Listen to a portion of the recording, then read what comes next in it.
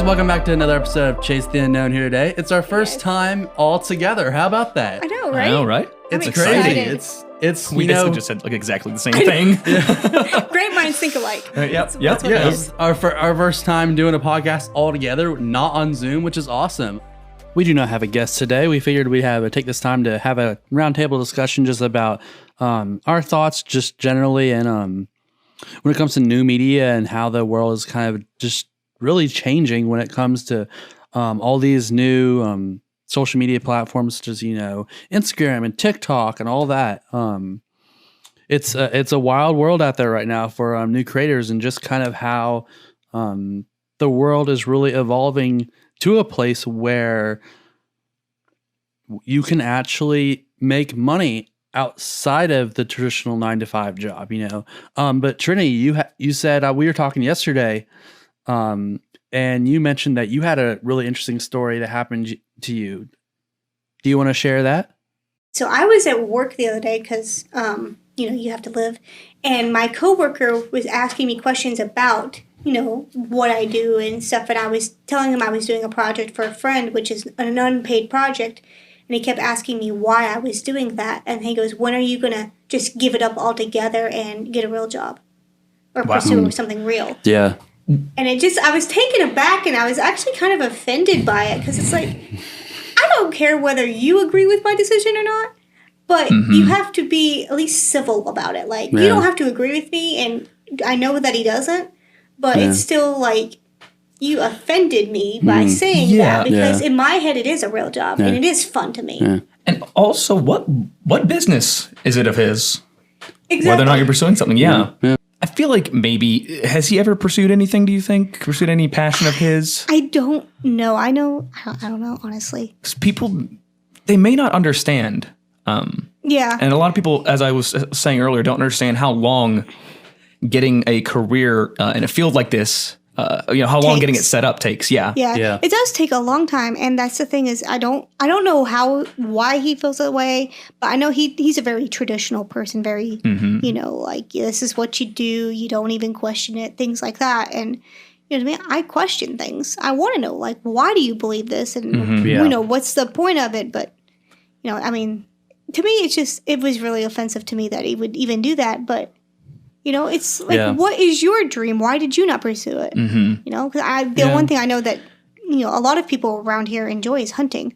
Like, if hunting could be a career, I think that they would have gone for it. But at the same time, I'm like, if you think of it like that, hunting is a career option, wouldn't you pursue that? Exactly. If you enjoy it that much. Yeah. Exactly. And wouldn't you pursue that? Or gaming can be a career. We were literally just talking just a few minutes ago about the whole Mixa Ninja situation where Mixer's shutting down. They're having to buy Ninja out of his contract for $30 million. It's crazy.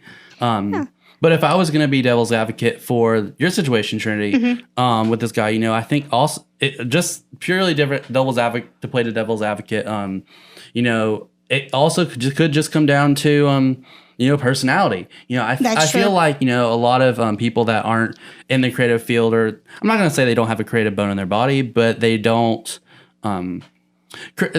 They're very much you could go into the whole right brain left brain thing, but if we are going to go with that course of thinking, they're very much more left brain, analytical. Creativity is just not something that they really is a part of their life necessarily, or they value. It's not part of their value structure, I feel like. And the thing that I've realized with him is that it's a money thing. He doesn't see the money in it. You have to be someone like Jennifer Aniston to get that money, or Brad Pitt or whoever, to get decent money at it. And he doesn't realize what that took for her to get to that point. You've got to go to 30 auditions before you book one. Exactly. You've got to start somewhere. You've got to put the time in. And even the top performers, they weren't always, making money at it. Like you said, I think Chris Pratt for a while lived in his van. Channing Tatum actually was a stripper at one point.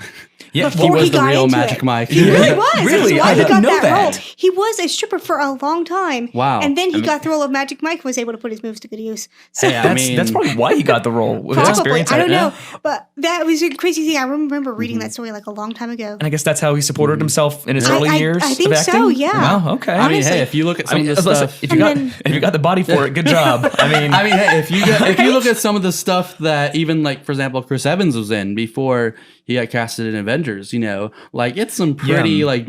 I'm not gonna say dumpy movies, but they're not the best, Like, wasn't he like Human Torch or whatever before, which totally bombed? Yeah. But like, it's so I think it just depends on getting involved in that project that is gonna take you to new heights, and that's the project. Everyone for him, it was Avengers, it was Captain America. Everyone's looking for that project that's gonna kind of skyrocket their career. Like. Sometimes it takes, for some people, they get very lucky. There's a lot of luck involved in this business. Oh, definitely. I wish there wasn't, Definitely. but there just is. A lot of stuff just isn't up to you, how hard you work. Some people do actually get lucky and like get their big break immediately. Some people don't. It doesn't mean you shouldn't pursue your dream, though. Well, like you and I were talking about earlier, as Mark Ruffalo, his big break was The Incredible Hulk. But, I mean, it took 600 auditions for him to get that role. Yeah. Oh, yeah. And he booked smaller things on the side, but that's what you know him for, as the Incredible Hulk. And he will never not be the Incredible Hulk now. And also another thing, even before the Incredible Hulk, people having made it to some people is like having giant celebrity status. Right. Which you don't have to do. You can pay all your bills and live relatively comfortably, working on smaller projects. Oh, definitely. But it does take some work still to get there, too. Yeah, definitely. Yeah, to be able to live comfortably as an actor, it does take a ton of work. It does. It takes a lot of work and a lot of time. But at the same time, it can be done. I mean, it may not be to the point that, like I said, this colleague of mine is thinking, but it can still be done. Yeah. You can't look down on the small beginnings, Yeah. You can. And the big thing is just never really tell somebody not to pursue their dream. That's up to them. Definitely. The same guy you said, didn't he tell his wife the same thing? She wanted to do acting, and I think told she her no? But I know. Yeah, exactly. I don't remember. Really? I don't remember if he talked. He said that he talked her out of it. He told me that one day, and I'm like, why? If you love this person, why would you talk them out of something that they're passionate about? Yeah. One of the worst things I could ever imagine is my girlfriend not being able to pursue her dream. Doesn't that just make you sad to think about somebody you love? And like my boyfriend and I mean, we have two opposite dreams, but at the same time, we still support each other in them. Exactly. And they're actually both technically in the creative industry. They're just two opposite sides. One's engineering and the other one is me. So, I but think they're still different. But they're still the same. It just goes back to, I think, again, to play devil's advocate, I think it just, how does your mind work? Like you said, he doesn't see the money behind it yet. I think it may be less of him being like, oh, not supportive, and him just not seeing the value in it, because that might he be just it doesn't. too. Two things, I think. One, he doesn't see the value in it, and two, I think he's uneducated in that area. I'm not saying that he's not a smart man, but no, he is a very smart man. He's just uneducated in that area in terms of. I think we could even go into, talking about, okay, well, a lot of people have seen, and for a long time, seen video games is just a waste of time, but now people are making millions of dollars playing video games, I think there's like this old journal entry. People even saw books as a waste of time, way back when. There's like an ancient thing that it's the guy who he's been using the stone tablets is all these youngsters and their silly books or something. I don't know. But whippersnappers. But I mean, and once again, if a game is your passion, that's definitely something that's your passion. Pursue. Yeah, there's not really the only way I would ever see not pursuing a passion is if it becomes unhealthy for you to pursue it. Oh, but, everything in moderation. Yeah, but of course, at that point, you may just need to, step away for a minute, get in a better spot, and then think about getting back and pursuing it. Yeah, that's also a thing is, what's your definition of the word healthy? So, because if you, if some people are like, we got to do it all the time, 24/7, if that's their version of healthy, that's what they're going to do. Yeah. But then there's other people like you and I who like, we need a break to play video games or to make a craft or whatever, go to the lake or something. And Zach Galifianakis said something, I'm going to butcher the quote, but it something along the lines of, you can, work on it, you can stay on the grind, but do know that you need some rest occasionally. Don't ever blame yourself for taking a break. Yeah. Obviously. That's Yeah, crazy. definitely. I mean, if we were going to even jump back to examples of people in culture that have been in that situation of, they've had to put in the work, I mean, we could even, to bring up an Avengers example again, we could even talk about Robert Downey Jr. I mean, look at where he was before Avengers. He did not have a good reputation in the industry. He did not. Yeah. And honestly, it's just the sole reason he is the notoriety he has today is because of Iron Man. I don't know the full backstory on him, but I know he I'm not sure if he had a criminal record or what the deal was, but he had. It was several celebrities. It was something along that area. If he just wasn't, people weren't casting him because he had this very negative stigma around him. Yeah. And they decided to take a chance on him and cast him. And I remember even some of the studio executives were like, do you really want to cast him as like Iron Man? But I mean, they what's his name stood by him, and yeah. Look where he is today, I mean, exactly. He's flying in to shoot Infinity War in a private helicopter, I mean. Yeah. And Matt LeBlanc from Friends is the same way. He had $11 to his name when he got cast as the role of Joey in Friends. And now, he bought himself a hot meal with his first paycheck, whereas someone like Courtney Cox bought a car. Yeah. I mean, it's just how different they both are. Then he went on to Joey and it failed. But we won't talk about that. No, but he's still getting cast from that role. The residual incomes from that show are incredible. Yeah. Oh, they can retire if they want to. Oh, totally. Totally. They're getting 2% royalties to this day from a show that ended 25 years ago. And in their case, I think it's like $20 million per person.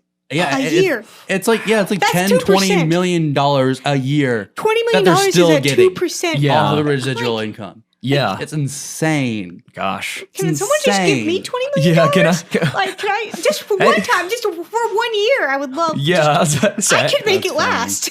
Yeah, I could make it last for a while. I need some friends. I could live off $20 million for the rest of my life. Right? Yeah, you could make like what 100. Just you take 100,000 a year well, and boom. Yeah. If you spend well and you're wise about it, you can totally live off of $20 million for luxuriously. Yeah, exactly. You can live quite luxuriously. Yeah, we can build those dream houses we were talking about earlier. Oh my gosh. But you have all this notoriety, like the people from Friends, they're even though they're getting that $20 million a year, they're you talk about being famous, there is a downside to it a little bit. I mean, I even saw an interview with I'm blanking out on her name, Rachel. Jennifer Aniston. Jennifer Aniston, I'm sorry. You were close. Saying something along the lines of, I think you're just talking about how like she's had trouble escaping that view of Friends within the industry and outside the industry of, she's like, everyone just knows me as Rachel from Friends, and it's like, I so desperately want to be more than Rachel from Friends, Yeah. That's the one problem with a TV show is you get typecast as that person, especially when you play it for such a long series. As Friends was 10 years? Something like that, she played the same character for 10 years, and even though the character grew, she's still nobody's gonna. And actually, if you watch her, every other role that she's played has been similar to that of Rachel from Friends. Yeah, and most of them. Honestly, it's similar to what happened to Mark Hamill. You become a victim of your own success. Exactly. It was such an iconic role, which is great. But after it's all over, people it's hard for people to shift their views. And luckily for him, though, Star Wars is a lifelong thing, and they kept making films, so kept making money. And he did get cast as the Joker. I was gonna say, but I think that was like one of the main motivations behind why he wanted to play the Joker was he if I remember correctly, he wasn't even auditioning for that. He went in for something else, and they were like, they just asked him like, can you do the Joker? And he did something or something like that. And he got it. He just got it like totally out of the blue. Like he got it that he wasn't trying to get it. But I think after they were like, hey, do you want to take a swing at this? I think that was one of his one of the reasons why he wanted to, because he was still kind of seen as Luke Skywalker, And then you go from playing Luke Skywalker to voicing the Joker. That's a huge difference. It's a huge gap, but it's incredible. I think vocally, I think he is the best Joker. Yeah. Yeah. I really like what he did with the role. Because he's got bats. You know. Oh, wow, you do it pretty good too. Bats. Oh, bats. Anyway. Yeah. Oh gosh. But yeah. And I'm trying to think if there anybody else that's been. So Daniel Radclifth. Yes, Yeah. he's Daniel had a Radcliffe. hard time escaping from that. From Harry Potter. Yeah, and Josh Peck. I think he has a hard time too from Drake and Josh. Oh yeah. But I the mean, benefit with him is he lost all that weight. And he lost so all the weight during he's the able. show. He's able to Yeah. kind of reamp himself or reimagine himself, whatever the But word I is. mean, now we could even talk about how kind of this can kind of even shift the conversation into the fact that the nature of digital, and YouTube and people actually being able to have careers on YouTube now. Yeah, you can. He's a really He's a really big YouTuber. successful successful YouTuber now. Yeah, he has he's spun that into his successful YouTube career. There's a lot of people who have really successful careers on YouTube. Yeah. And it's really neat, like how many ways there is nowadays to express yourself and create content. Exactly. That's why a lot of more. It's really surprising to me how many more people are actually into it now It's than surprising. back in the day. It's a 'Cause- legitimate career now. It's crazy. Yeah, but that's the thing is that there's still so many people that just don't see it. They're like, Yeah. you can't be an Instagram model. That's not a something. Yeah. Yes, you can. You Yeah. can actually be an Instagram can. model if you wanted to be. Yeah. And you can mean- make money off of it too. Exactly. Yeah. You get endorsements, you get sponsorships. That's how YouTube does it. I mean, you can do anything like that. I remember listening a while back to an interview with Matt Pat that runs the Theorist channels, and he was talking about just that in terms of there is, even though yes, there are people that can make a legitimate really good living off of YouTube now, but there are some people that just can't see that still. They can't see the fact that they can't see that being an actual career, even though that, and that can even bring it full circle around to, the gentleman we were talking about earlier, in terms of people just, they sometimes are just stuck in the past and they can't realize that, because of the way their mind works, they're not able to, think that direction of this can actually be a new way of making money, as opposed to it's not everybody has to have the 9-to-5 job anymore. Especially in the creative field. Yeah, especially with something like YouTube, people get to travel the world and they get it paid to travel to the Oh world. yeah, definitely. Which is a dream. Like I would Casey love Neistat. that. I mean, come on. Yeah. Like Yeah. there's those two YouTubers. One of them, I think it's Jenna Marbles. I think is the number one YouTuber. Yeah. But she has 20 million subscribers. Yeah. 20 million. She's dropped out of YouTube for a Yeah, while. I just just about to read say that. that. I just Yeah. read that she's dropped out She for a while. actually, it's like Because I went to find out. I was trying to learn about it, so I went to her page directly, and I saw that she had 20 million. That's the most I've ever seen of subscribers on YouTube, at 20 million. The next one, highest I've seen, is 11 million. yeah. Okay, yeah. How many But- does PewDiePie have? I was gonna say PewDiePie. I think is I know still. he's really high up there, but I don't know how many he's had. I don't I check think out he's his number channel. one actually. He might is- still He be. was for a while. He was Is for a it- long time. Is it PewDiePie or T-Series now? Because he was the highest, and then Is it- T-Series overtook There him are for a several. while. I know, Sure. but I still like. Yeah. Jenna Marble still has like 20 million, and then My Life is Ava. My Life is Ada. Ava, yeah, she has 11 million, Wow. and yeah. she's like 20 years old. She's really young. yeah. So, and I'm like, Yeah. they're making a living off of this, and they started doing this when they're like 15. Yeah, and like any craft, actually, I mean, it takes dedication. It does. to start, Exactly. especially something like that. That's so technical and Yeah, because you have to do it all yourself. requires your own, your own creativity. Yeah. At this point in time, PewDiePie has 105 million subscribers. Oh wow, he's still Yeah. number one. Oh gosh. So it, 105. Check if what does T Series got? Because I'm actually curious about this now. So, I'm going to look that but up I right say all now. this to make the point of you can do anything you want to. You don't have to necessarily, follow the norm if you don't want to. Exactly. I mean, yeah. yes, we are very grateful that there are people that still want to be teachers and nurses and Oh, yeah. doctors. But at the same time, if that's not your passion, if that's somebody else's passion, you need to follow your own dream. And don't live someone else's life for them. You live your own. Yes. And another thing to keep in mind though is that it's not risk free. It's true, Nothing's it's really not. risk free, No. but yeah, you do kind of take a risk. You're kind of stepping out on a ledge, but if you want to do it, you're going to do it. Exactly. At this moment, T-Series has 144 million subscribers. Oh, he's way past. So they're way Pubes. past PewDiePie now. Whew. I remember PewDiePie in the early days. Gosh, just when he kind of had just when his channel was small, It's really crazy to see how far he's come, honestly, with all his content subscribers. Yeah, we talked to Christina a while back, and she's a YouTuber. Yeah. But she doesn't have near as many as that, which, no. I mean, I checked, because I've looked at her channel and things like that. And she, she said she's been working 4 years, and she still doesn't have as many as... Yeah. But then there's also other people who have, 2 to 3 million who's been doing it for 10, 11 years. Oh, totally. Yeah, definitely. exactly. And I'm like, And then you've got someone like Mr. Beast, who's an example. If he did, I think he said he did YouTube for like 5 years, and he didn't. He just was kind of he was in that space of where he had a decent amount, but it wasn't crazy. Right. And then he started making the videos that we see him making now in terms of like, whether it's Last to Leave or it's when he's actually like paying out like major money, which I'm still shocked that he can still do. Which I'm shocked that he can do that. Yeah. I mean, he does have at this moment 37 million subscribers, almost 38, but still that's like crazy that he can.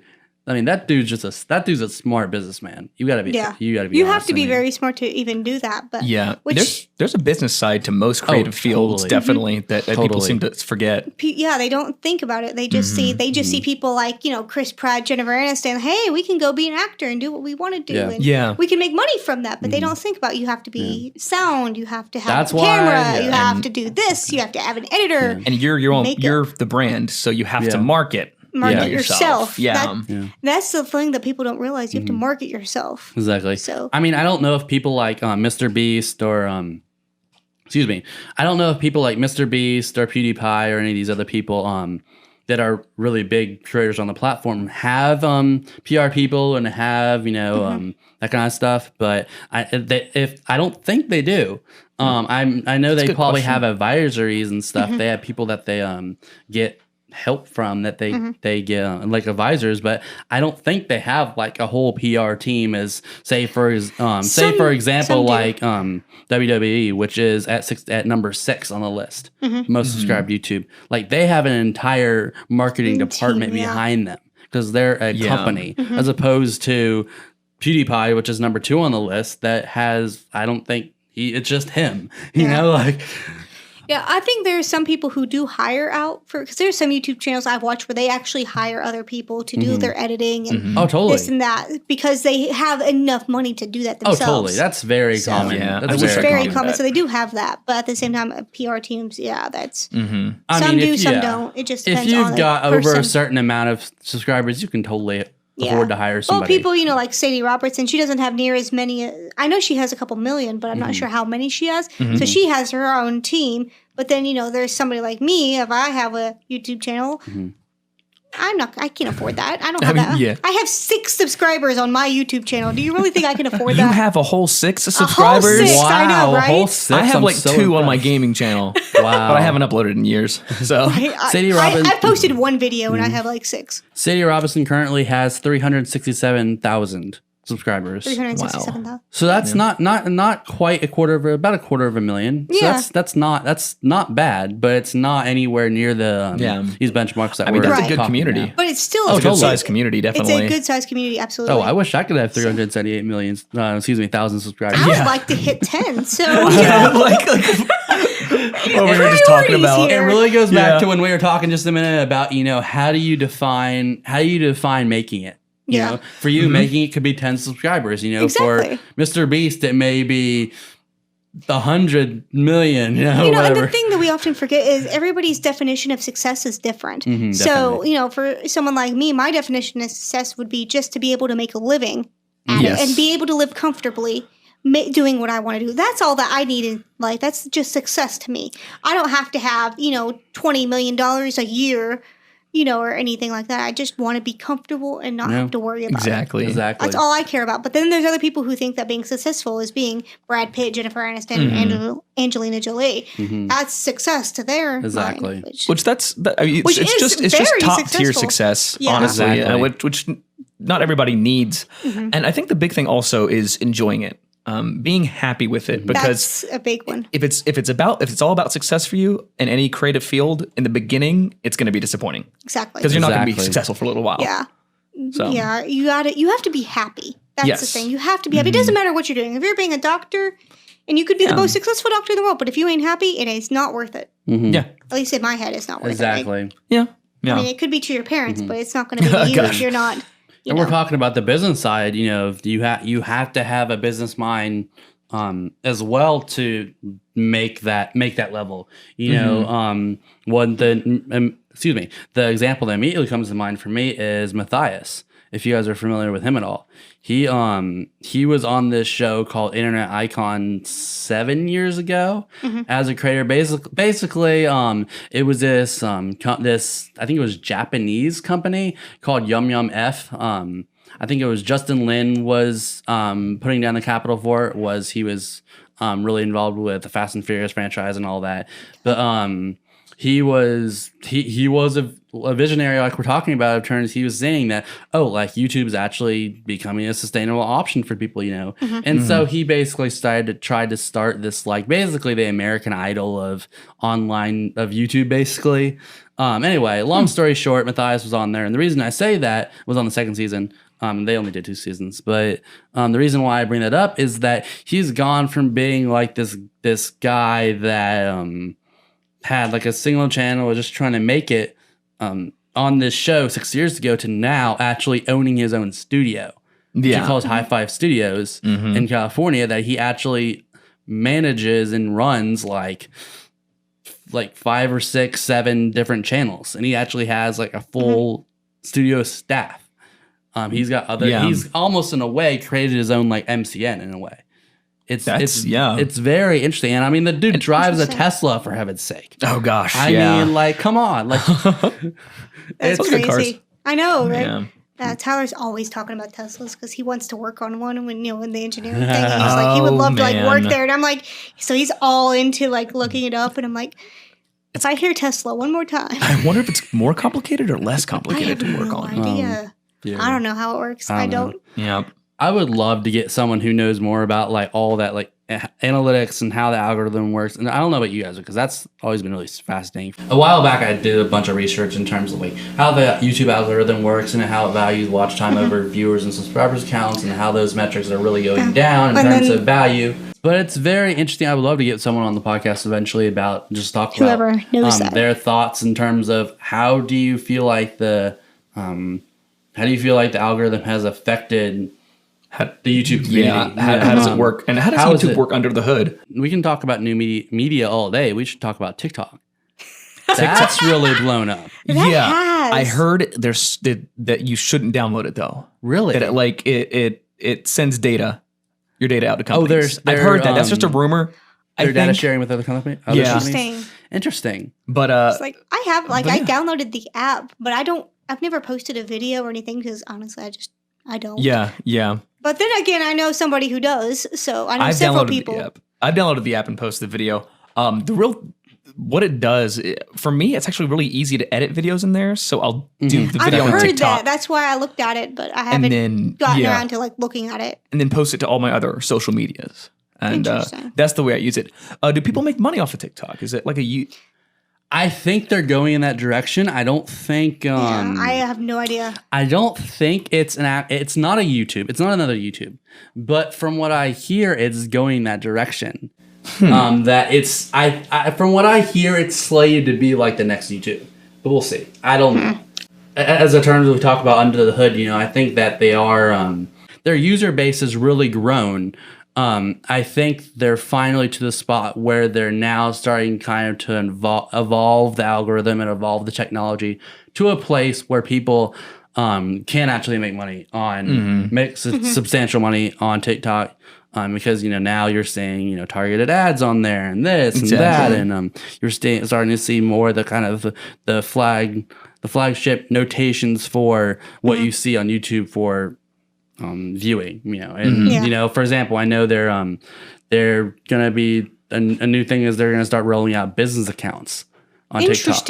I read about that yesterday.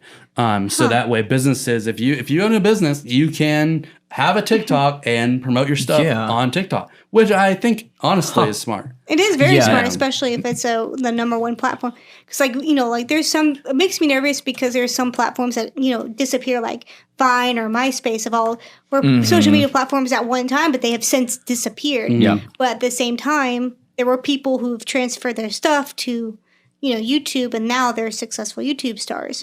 Exactly. Or whatever. There was a guy on Dancing with the Stars one season. He was a Vine star, and that's what he was known for. Was a Vine star, but he got on Dancing with the Stars.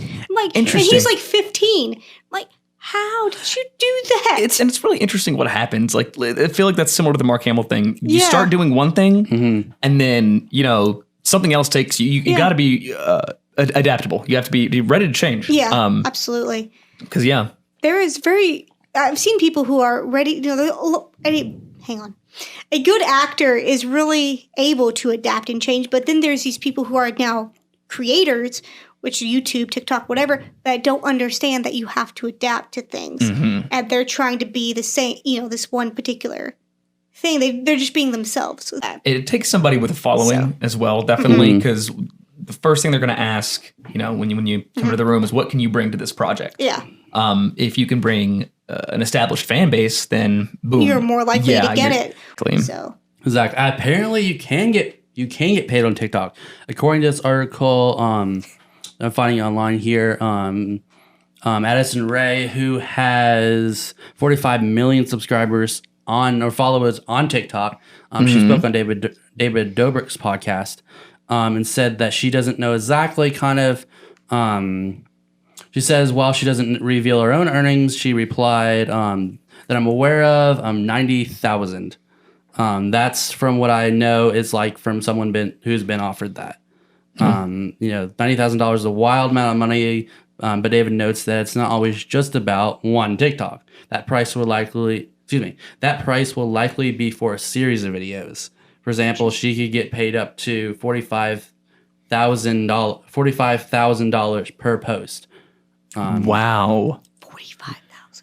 So, for example, if she posted 30 times a week, in 1 week, she could make $18 million in 1 week alone. Wow. Do you know what I could do with $18 million? So there's definitely when we start getting into this conversation further, there is earning potential there. Just it's just kind of like how Instagram is now. There is now earning potential on Instagram. Yeah. It's I don't know if Facebook's actually gone that route yet, but I knew Instagram had. If you ask me, I feel like Facebook's kind of dying. Facebook's gone through a lot of changes within the last few years. What I see on their end is it's them trying to, instead of them being the groundbreaking software and the groundbreaking platform, they're now becoming the platform that's trying to keep up. Yeah. Yeah, I can see that. They're trying to they're putting their hands in every single basket to try and compete with these bigger companies. For example, they've got for example, Facebook Gaming, that until yesterday I had never heard of before. Facebook Dating. They have the Facebook They Dating. have their own dating thing they now. rolled that out, which that's hilarious. The Facebook Marketplace as well. Facebook Marketplace. So they've got trying their to match hands. Tinder and Amazon, and they have these groups now. I think it's I don't even know what you can put people in groups and video chat or something. I heard about that. It's kind of like Zoom. Through messages, Yeah, through messages. They're trying to put their hands in as many baskets as they can. Something like that. Instead of just trying to focus on being, the best thing. Because from what I've seen, people are caring more about making an Instagram than making a Facebook. Yeah. But I mean, you could even argue if you're talking about social media platforms. I mean, TikTok is kind of like the new Instagram. And so then the next TikTok that comes around, the next thing that kind of replaces after TikTok is the new cutting edge software. Facebook just gets kind of buried down low. And I think I honestly think eventually in the next 5 years it's going to go the way of the dodo of MySpace. Oh, yeah. It's going to become the next MySpace. I just think it's bound to happen, I think. Yeah. Yeah. I mean, it's highly possible. I liked MySpace too. That was the thing. I liked MySpace. Does Facebook have when somebody clicks on your profile where you can play music? This is such an yes. They do? Okay. Well, I don't know if you can play music, but you can put songs on your profile, and then you can choose whether to play the song or not.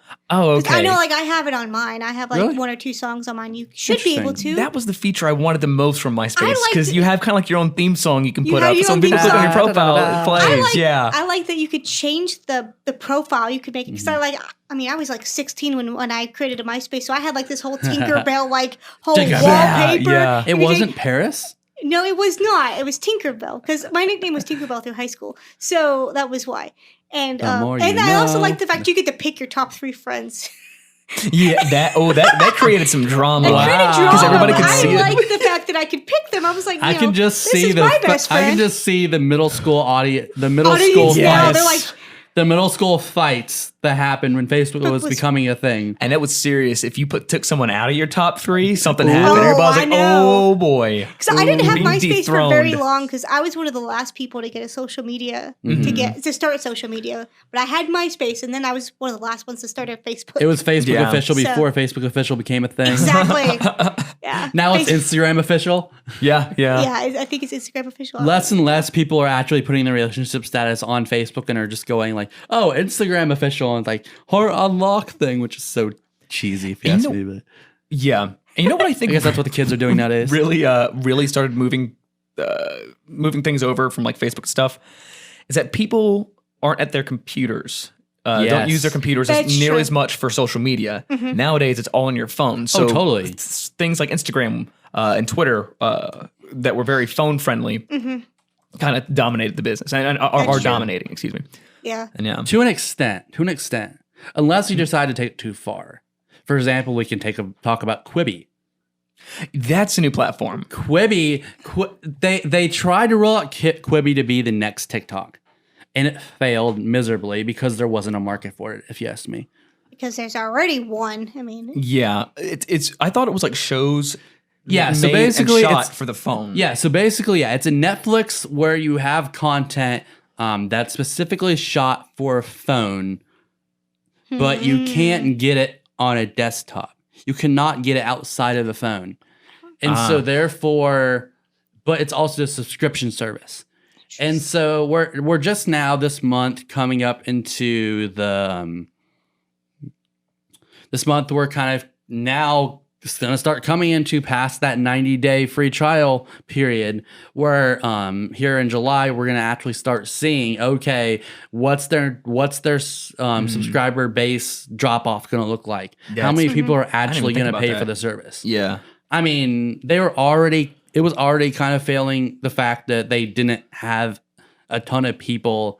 It disappointed with the amount of people that signed up for free to start with for the free trial, as opposed to say a Disney Plus that comes out and just, I think the number off the top of my head was 50 million subscribers in one day.